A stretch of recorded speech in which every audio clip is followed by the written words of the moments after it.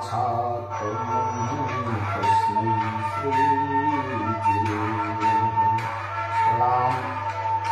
जय श्री राम। आदरणीय बंधुओं, माताओं, बहनों, आज लोक सुमंगल संवाद में 10वें दिवस पर हम रसशील जीवन की चर्चा करने वाले हैं। चरित्र निर्माण में हम जो आनंद पाना चाहते हैं, हम जो सुखमय जीवन बिताना चाहते हैं, उसमें रसलील जीवन का अपना अलग ही आनंद है।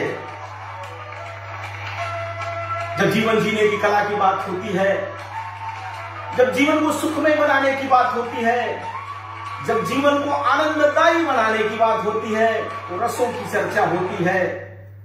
और रस की चर्चा के बारे में जब हम देखते हैं तो लगता है कि इस रसशील जीवन को बनाने के लिए क्या करना चाहिए।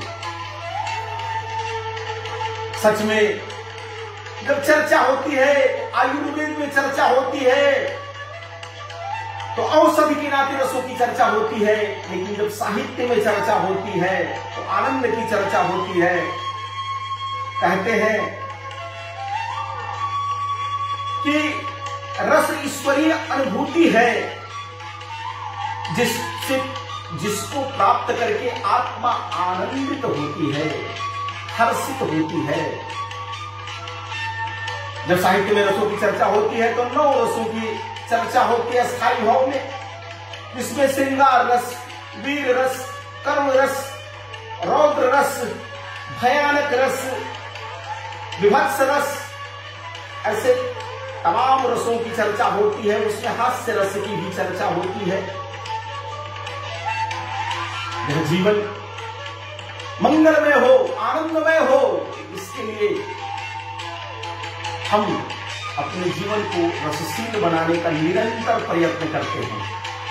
लेकिन बंधुओं, वैश्विक कोरोना महामारी के कारण आज रसशील जीवन पर संकट आया हुआ है। एक प्रकार से लोगों को लग रहा है, लेकिन रस तो आत्मानुभूति है, अंदर से निकलती है।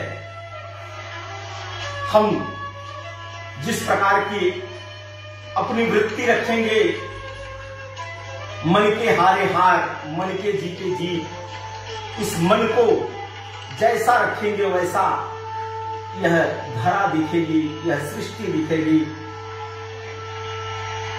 कहा जाता है कि आज भारत में लॉकडाउन है। लॉकडाउन में जिस प्रकार से एक सज्जन कह रहे थे, हम तो कोप भवन पे चले गए हैं। मुझे लगता नहीं कि अपने ही मन को आनंदित करना है, और इसको आप कोप भवन ना माने, इसको साधना भवन माने ना, कि हम साधना में हैं। मोदी जी ने जिस प्रकार का लॉकडाउन का आह्वान किया, पूरी दुनिया आज उसकी भूरी भूरी प्रशंसा कर रही है। आखिर इस वैश्विक महामारी से बचने के लिए लॉकडाउन करके साधना में जाना ही एकमात्र उपाय बचा है। आज इस लॉकडाउन के कारण से नहीं तो ऐसे भी जब देखिए तो सामाजिक जीवन में आज तमाम ऐसे लोग हैं, तमाम ऐसे युवा हैं, जिनका जीवन लगता है कि हमारा जीवन नीरस हो गया है। वह चिड़चिड़े स्वभाव के हो गए हैं, वह क्रोधी हो गए हैं, उनका मन उखड़ा उखड़ा रहता है, और कहते हैं कि वह अवसाद में चले गए हैं। डॉक्टर के यहाँ पहुंचे तो ऐसे तमाम मरीज आते हैं जो कहते हैं कि डॉक्टर साहब मैं डिप्रेशन में चला गया हूं, इसके लिए मुझे कोई दवा दीजिए। अरे इस डिप्रेशन में जाने की दवा तो ठीक है, लेकिन डिप्रेशन में से उबरने की दवा अपने पास है। वह है रसशील जीवन, आनंददायी जीवन। इस जीवन को आनंददायी बनाएं। कहा जाता है कि जब ऐसे रसशील जीवन बनाने के लिए जो कलाओं की चर्चा होती है, तो शिव तत्व रत्नाकर में 64 कलाओं का वर्णन है। कहा जाता है भगवान कृष्ण 64 कलाओं के ज्ञाता थे। तो उन कलाओं में से कुछ हम भी अपनी कला को बढ़ा सकते हैं, उनसे सीख सकते हैं, ले सकते हैं। ऐसे ही शुक्राचार्य जी के नीति सार को जब हम पढ़ते हैं तो तमाम प्रकार के कलाओं का उल्लेख मिलता है, जिनका इस्लाम धर्म में हम उपयोग कर सकते हैं। कोई गीत कला है, कोई वाद्य कला है, कोई नृत्य कला है, कोई आलेख कला है, पुस्तक वाचन कला है, पाक कला है, व्यायाम विद्या कला है।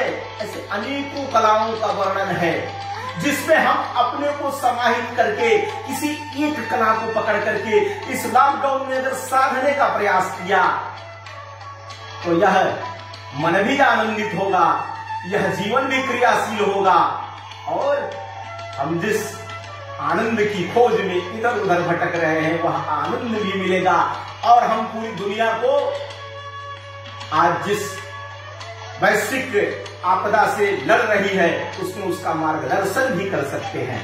इस नाते से बंधुओं, हम आग्रह कर रहे हैं कि यह जैसे जैसे लॉकडाउन की दिन बढ़ रहे हैं वैसे वैसे हम कह रहे हैं कि हमारा उगन बढ़ रहा है, हम अवसाद की तरफ बढ़ रहे हैं। अब अवसाद की तरफ नहीं बढ़ रहे हैं, अब साधना जैसे जैसे पूरी होने की तरफ आती है वैसे वैसे तमाम विघ्न बाधा आते हैं। इस नाते से आप निश्चित रूप से अपने मन को धैर्यपूर्वक क्रियाशील बनावे और यह जीवन रसमय बनावे, इस जीवन को संगीतमय बनावे, लयबद्ध इस जीवन को चलावे, आनंद करें।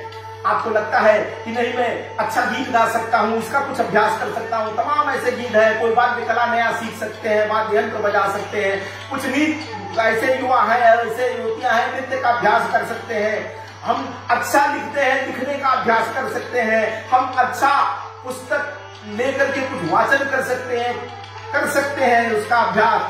तमाम लोग घरों में आज पाक कला का अभ्यास कर रहे हैं।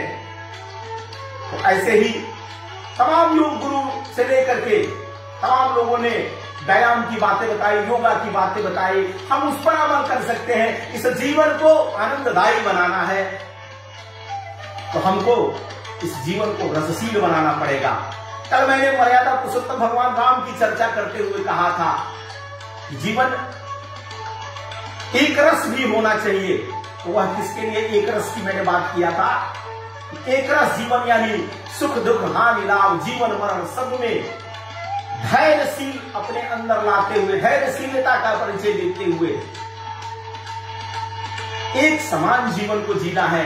यानी इसका मतलब ये नहीं है कि जीवन में उदासीनता आ जाए, जीवन में अवसाद आ जाए, जीवन में चिड़चिड़ापन आ जाए, जीवन में क्रोध आ जाए। इस पर विजय प्राप्त करनी है, अपनी साधना को इतना बढ़ाना है। और बंधुओं, आज देश के प्रधानमंत्री नरेंद्र मोदी ने इस जीवन को रसमय बनाने के लिए, आनंदित बनाने के लिए, दुनिया को सर्वे भवन्तु सुखिनः का संदेश देने के लिए एक बार फिर से 5 अप्रैल की रात के 9 बजे 9 मिनट तक अपने घर के बाकी सब प्रकाश को बंद करके एक छोटा सा प्रयास करना है, दीपोत्सव का दीप जलाना है, कोरोना को भगाना है और मिलजुल करके एक दीप को जलाना है। और यह रसमय जीवन बनाने के लिए भी आत्मदीपोत्सव की साधना में जाना है और जीवन को सुखमय रसशील बनाना है। यह कोरोना जाएगा और हमारे जीवन में उजाला आएगा। इस संकल्प के साथ मैं अपनी वाणी को विराम देता हूं। जय हिंद, जय भारत, भारत माता की जय।